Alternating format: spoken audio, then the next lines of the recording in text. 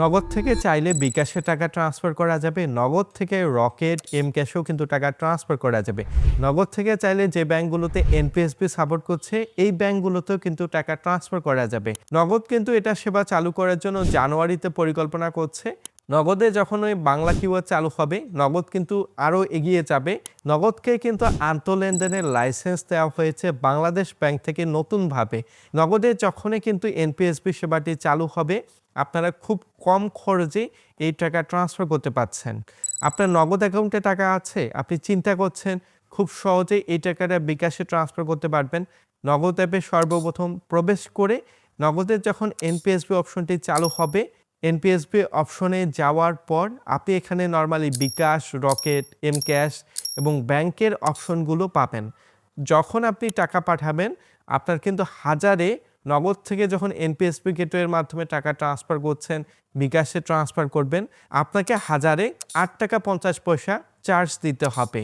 আপনারা কিন্তু এভাবে খুব সহজেই নগদ থেকে বিকাশে ট্রান্সফার করছেন, এক্ষেত্রে চার্জটা একটু বেশি। আপনি ১০,০০০ টাকা ট্রান্সফার করলে ৮৫ টাকা চার্জ দিতে হচ্ছে। আপনি একইভাবে রকেট থেকে নগদে টাকা নিয়ে আসতে পারবেন, এম ক্যাশ থেকে নিয়ে আসতে পারবেন, ব্যাংকগুলোর এনপিএসবি ব্যবহার করেও নিয়ে আসতে পারছেন। যখন আপনি ব্যাংকের এন্ড থেকে নিয়ে আসবেন, ব্যাংকের এন্ড থেকে নরমালি অ্যাড মানি ফ্রিতে করতে পারেন। এনপিএসবি গেটওয়ে ব্যবহার করলে ব্যাংকের এন্ড থেকেও আপনাকে চার্জ দিতে হবে ১ টাকা ৫০ পয়সা প্রতি হাজারে। এক কথায় আপনাকে ১০,০০০ টাকার জন্য ১৫ টাকা চার্জ দিতে হবে। এটার মাধ্যমে সবচেয়ে ভালো বেনিফিট হবে, আপনার ইমার্জেন্সি বিকাশে টাকা ট্রান্সফার করতে হচ্ছে, আপনার বিকাশ অ্যাকাউন্টে টাকা নেই, নগদ থেকে বিকাশে টাকা ট্রান্সফার করতে পারবেন, আপনি রকেটেও টাকা ট্রান্সফার করতে পারবেন এবং চাইলে এম ক্যাশ থেকে শুরু করে ব্যাংকেও টাকা ট্রান্সফার করতে পারবেন। সবচেয়ে ভালো সুবিধা, আপনি ব্যাংকে কম খরচে টাকা ট্রান্সফার করতে পারবেন। প্রতি হাজারে ৮ টাকা ৫০ পয়সা, অর্থাৎ পূর্বে কিন্তু আমাদের মিনিমাম ১৫০ টাকা চার্জ দিতে হতো, অথবা সোনালী ব্যাংকে ১০০ টাকা চার্জ নিত ট্রান্সফার করলে। এটা কিন্তু একটু কম হচ্ছে। আপনাকে প্রতি হাজারে ৮ টাকা ৫০ পয়সা হিসেব করে ১০,০০০ টাকার জন্য ৮৫ টাকা চার্জ দিতে হচ্ছে।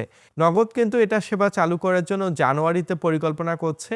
আশা করি জানুয়ারিতে যদি এই সেবাটি চালু হয় নগদের এন্ড থেকে, তাহলে কিন্তু খুব সহজেই এই টাকাটি ট্রান্সফার করা যাবে। আপনারা চাইলে খুব সহজেই কিন্তু ট্রান্সফার করতে পারবেন এই আন্তঃলেনদেনের মাধ্যমে। বিকাশ থেকে নগদ, নগদ থেকে বিকাশ, রকেট সব কিছুর মধ্যে কিন্তু একটা লেনদেন চালু হবে। আপনারা খুব সহজেই কিন্তু এই লেনদেনটি করতে পারছেন। নগদে যখন ওই বাংলা কিউআর চালু হবে, নগদ কিন্তু আরও এগিয়ে যাবে, কারণ বাংলা কিউআর কিন্তু এখন সবাই ব্যবহার করে। সবার এন্ডে কিন্তু বাংলা কিউআরের মাধ্যমে কিন্তু বর্তমানে পেমেন্ট রিসিভ করছে। ব্যাংকগুলো থেকে শুরু করে বিভিন্ন মোবাইল ব্যাংকিংগুলো, তারাও কিন্তু বাংলা কিউআরের সাথে কানেক্টেড রয়েছে। এখানে বিকাশ, রকেট তাদের এন্ড থেকেও কিন্তু বাংলা কিউআর সাপোর্ট করছে। আমি আশা করব বাংলা কিউআর নিয়ে নগদ যদি কাজ করে এবং সবার এন্ডে এটা চালু করে, তাহলে অবশ্যই ভালো হবে। নগদের এই আন্তঃলেনদেন সেবাটা আপনারা কিভাবে দেখছেন? এনপিএসবি চালু হলে আপনাদের উপকারে আসবে কিনা, বা এই চার্জটা বেশি হচ্ছে কিনা কমেন্ট করে জানাবেন। অলরেডি যদি আপনি রকেট, এম ক্যাশের এনপিএসবি গেটওয়েটি ব্যবহার করে থাকেন, আপনারা কেমন সুবিধা পাচ্ছেন এটারও মতামত জানাবেন। ভিডিওটি দেখে উপকৃত হলে কমেন্ট করে জানাবেন। ভালো লাগলে লাইক করবেন। ধন্যবাদ।